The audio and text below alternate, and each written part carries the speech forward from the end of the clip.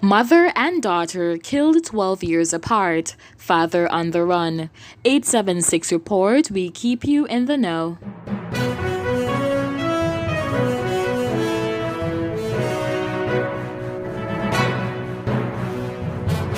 For the second time in 12 years, a family has been left distraught following the brutal killing of a mother of 5 children in the Heartease community.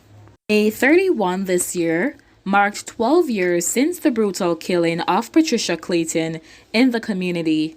Her daughter, 36-year-old Shanalee Bailey, was yesterday stabbed to death, allegedly by the father of 4 of her children.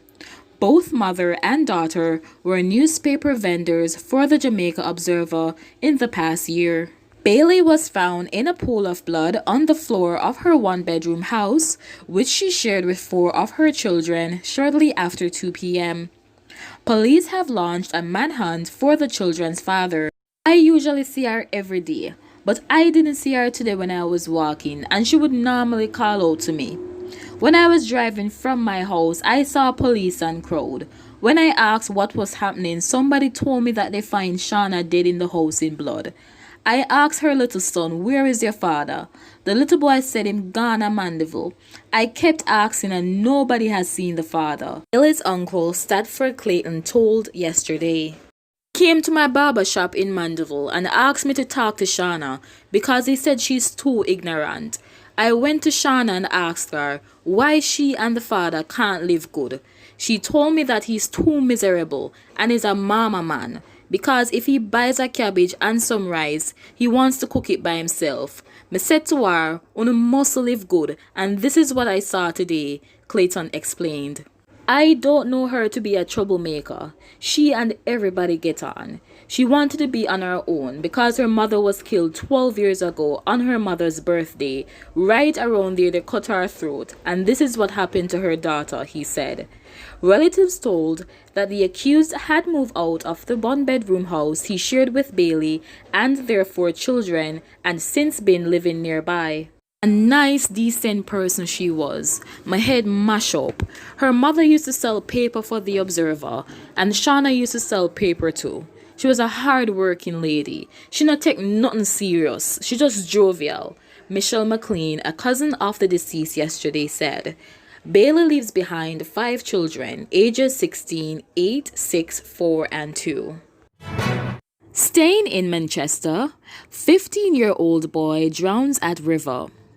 If anyone had told Natalie Carty that Tuesday, June 2 would have been the last day she saw her 15-year-old son Raheem Campbell alive, she would have not believed it.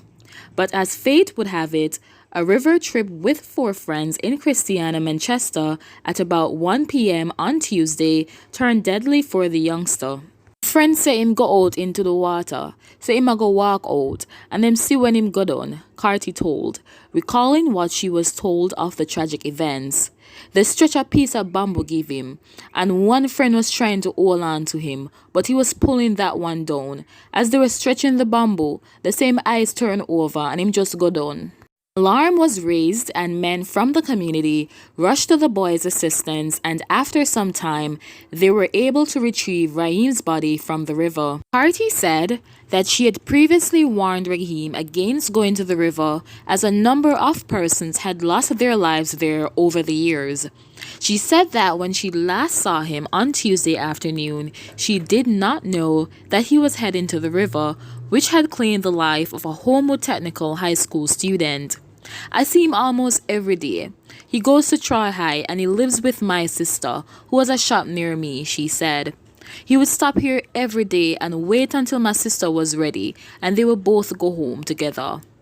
The grieving mom said that she has been seeing Raheem every day since COVID-19 forced the suspension of physical classes at his Trelawney-based high school.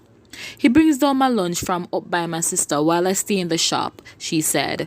When he came down Tuesday, he brought my lunch and then left to go out to hang with his friends. I had no idea he was going to the river. Every parent warned them children about that river because it come like down there is haunted. Raheem can't swim and he went to the deep part, she said, as her voice sank and words failed her.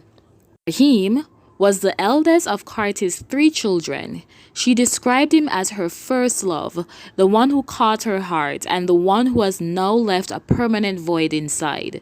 He was a good boy. Him give little trouble like teens normally do, but he was very mannerable. He was very friendly, willing to help people, and he loved the football, she recalled. My 3-year-old son doesn't fully understand what has happened, but my 6-year-old is traumatized, crying and shaking, Carty added. When I heard that my son drowned, I started crying instantly, but I did not believe until I saw his body by the riverside. I don't know how I reached back up the hill, and must God push me up. Raheem's grandmother, Jocelyn Carty, was in a dazed state when news reports visited the shop where her grandson spent most of his days. She was looking forward to seeing him return to school, start and complete 5th form, and graduate, but instead, she will be helping with funeral arrangements. If it wasn't for COVID-19, he would have been in school yesterday, family friend Rosemary Fletcher said.